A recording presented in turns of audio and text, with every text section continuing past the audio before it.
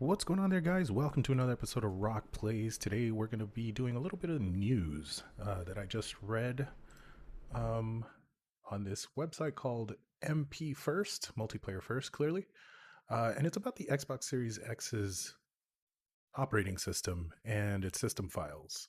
So, I don't know. This is where the size of the SSDs start coming into play when you're using, especially the snap function that they use to go through multiple games saved on the cache or whatever. I think that's really why the 200 gigs is reserved. But as the article states, it's as with all devices with a dedicated operating system, the Xbox Series X OS will be taking up quite a bit of space on the internal 1 terabyte SSD.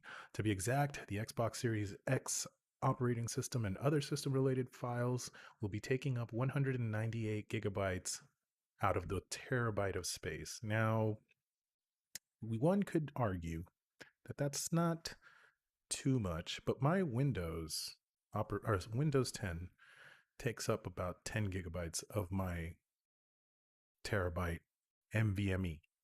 Um, but this is 1 terabyte, and games are about 50 gigs, and next gen they're going to be 100 gigs. So this is going to suck because these things right here, these terabyte external storage expansion packs or whatever, this is $242 for one.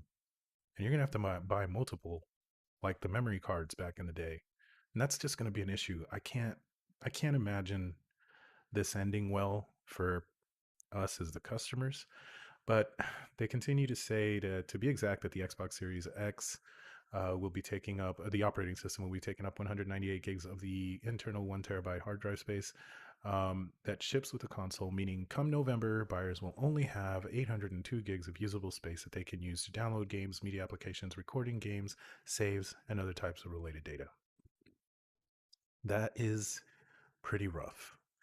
To compare that with the original Xbox One and the PlayStation 4, um, shipped with 500 gigabyte hard drive with 138 gigabytes reserved for the Xbox operating system and 92 gigabytes respectively for the PlayStation 4.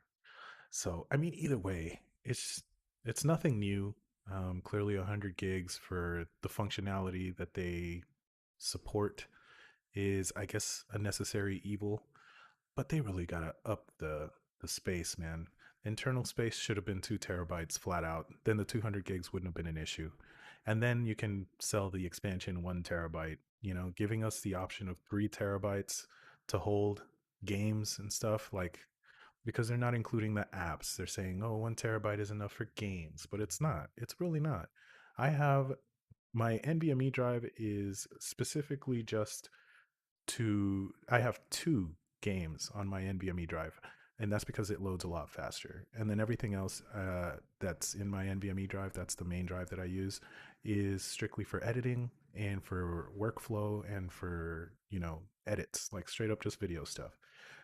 Everything else I have on a 6 terabyte hard disk drive. I don't have an SSD saving those. And then I have a 2 terabyte SSD where I put specific games like Grand Theft Auto. Everything from Steam is in that one. Everything from Blizzard, Activision is in that one. Some of my Origin games like SimCity, those need to run fairly smooth. I put those on SSDs. But everything else, like indie games, anything that doesn't really require too much speed or doesn't have to rewrite or read too fast, I use the H hard disk drive, the HDD. Um, but yeah, like they're not including apps, Disney, Hulu, HBO Max, and with all these people trying to, like, NBC is getting in the mix, CBS is getting in the mix. Everybody's starting to deliver their own app for like 14, $15 a month. It's going to become cable all over again. I feel like eventually some of these companies are going to start bundling their bundle packs. Like Hulu's starting to show a little bit of that, and I think, with Hulu and HBO and Showtime, you can bundle all that together for like 40, $50 or something. And that's pretty much a cable bill. And the whole point of getting Netflix was because it was cheap, affordable. And I don't know what to make of this. I don't know. I really feel like they dropped the ball with the internal space of both the Xbox and the PlayStation 5. The PlayStation 5 comes with 805 gigs or something like that, 805 gig super fast SSD, which I mean, awesome, but I'm sure they're going to sell some kind of expansion, or, we're going to have to buy a specifically made extra internal storage for the PlayStation 5 as well. And I'm just not into that. I'm just not. The hard drives were expensive back in the day. Right now, everything is equalizing.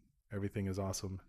And here we are again facing 200 gigabyte upgrades, 200 gigabyte freaking operating system sizes, and not enough space to put games and apps and save videos, because a lot of us are going to save, some footage from games and stuff. You know, I don't know. This has been Rock Plays. If you enjoyed this video, remember to hit that thumbs up. If you hate the idea of this, drop your comments down below. What do you guys think? What do you guys think of the size, the storage space in each of the consoles? I'm glad that we're getting SSDs, and I'm also glad that the 1 terabyte is the base model, but it should have been more. They really should have done their research and really questioned us, as the players.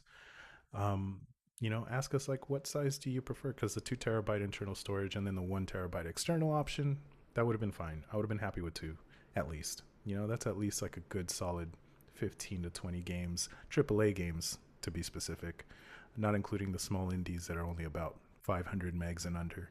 But yeah, what do you guys think? Let me know in the comments. And as always, play like it's your last day, and I'll catch you on the next